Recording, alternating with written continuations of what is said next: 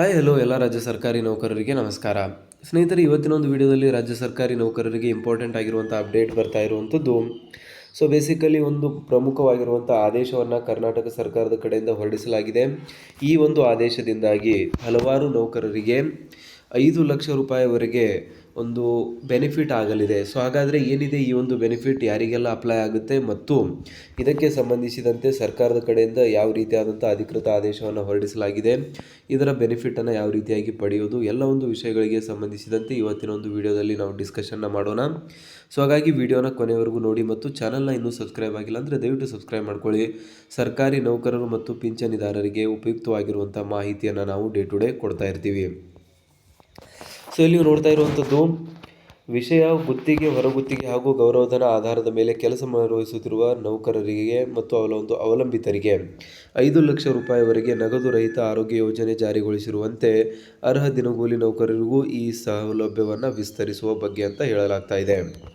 ಪ್ರಸ್ತಾವನೆ ಮೇಲೆ ಓದಲಾದ ಕ್ರಮ ಸಂಖ್ಯೆ 1ರ ಆದೇಶದಲ್ಲಿ ಸರ್ಕಾರದ ವಿವಿಧ ಇಲಾಖೆಗಳಲ್ಲಿ ಗುತ್ತಿಗೆ ಅಥವಾ ಹೊರಗುತ್ತಿಗೆ ಆಧಾರದ ಮೇಲೆ ಹಾಗೂ ಗೌರವಧನದ ಆಧಾರದ ಮೇಲೆ ಕಾರ್ಯನಿರ್ವಹಿಸುತ್ತಿರುವ 3 ಲಕ್ಷ ಸಿಬ್ಬಂದಿಗಳು ಮತ್ತು ಅವರ ಅವಲಂಬಿತರಿಗೆ ನಗದು ರಹಿತ ಆರೋಗ್ಯ ಭರವಸೆ ಯೋಜನೆಯನ್ನು ಮಾರ್ಗಸೂಚಿಗಳೊಂದಿಗೆ ಅನುಷ್ಠಾನಗೊಳಿಸುವ ಸಂಬಂಧ ನೌಕರರಿಂದ ಮಾಸಿಕ ಕೊಡುಗೆ ಮತ್ತು ಬಾಕಿ ಉಳಿದ ಹಣವನ್ನು ರಾಜ್ಯ ಖಜಾನೆಯಿಂದ ಪಾವತಿಸಲು ಅನುಮೋದನೆಯನ್ನು ನೀಡಿ ಆದೇಶಿಸಲಾಗಿತ್ತು.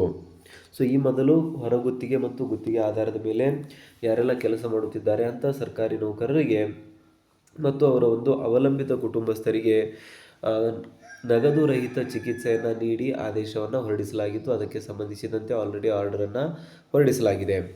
ಮೇಲೆ ಓದಲಾದ ಕ್ರಮ ಸಂಖ್ಯೆ 2ರ ಮನವಿಯಲ್ಲಿ ರಾಜ್ಯಾಧ್ಯಕ್ಷರು, ಕರ್ನಾಟಕ ರಾಜ್ಯ ಸರ್ಕಾರಿ ದಿನಗೂಲಿ ನೌಕರರ ಕ್ಷೇಮಾಭಿವೃದ್ಧಿ ಸಂಘ ಇವರು ಸರ್ಕಾರದ ಆದೇಶ ಸಂಖ್ಯೆ 324 ದಿನಾಂಕ 24/6/2025ರಲ್ಲಿ ಹೊರಗುತ್ತಿಗೆ, ಗುತ್ತಿಗೆ ಆಧಾರದ ಮೇಲೆ ಕೆಲಸ ನಿರ್ವಹಿಸುತ್ತಿರುವ ನೌಕರರ ಅವಲಂಬಿತರಿಗೆ 5 ಲಕ್ಷ ರೂಪಾಯಿವರೆಗೆ ನಗದು ರಹಿತ ಆರೋಗ್ಯ ಯೋಜನೆ ಜಾರಿಗೊಳಿಸಿರುವ ಹಾಗೆಯೇ ಅರ್ಹ ದಿನಗೂಲಿ ನೌಕರರಿಗೂ ಸಹ ಈ ಸೌಲಭ್ಯವನ್ನು ವಿಸ್ತರಿಸುವ ಬಗ್ಗೆ.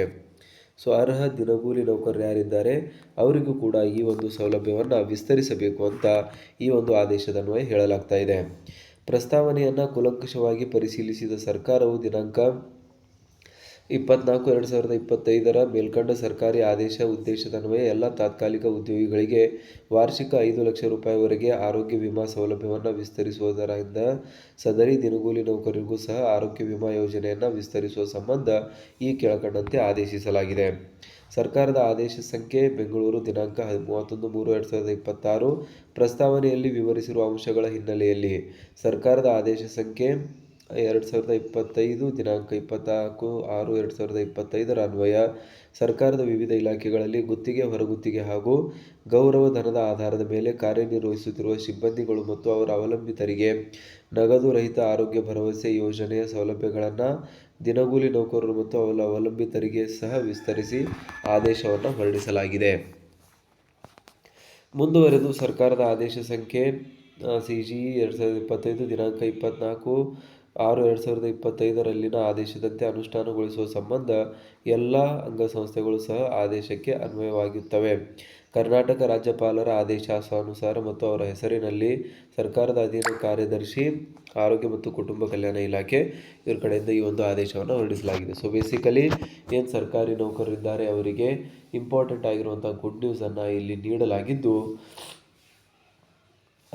5 ಲಕ್ಷ ರೂಪಾಯಿವರೆಗಿನ ಏನು ವಿಮೆ ಮೊದಲು ಪ್ರೆಸೆಂಟಾಗಿ ಕೆಲಸ ನಿರ್ವಹಿಸುತ್ತಿರುವಂಥ ಸರ್ಕಾರಿ ನೌಕರಿಗೆ ನೀಡಲಾಗಿತ್ತು.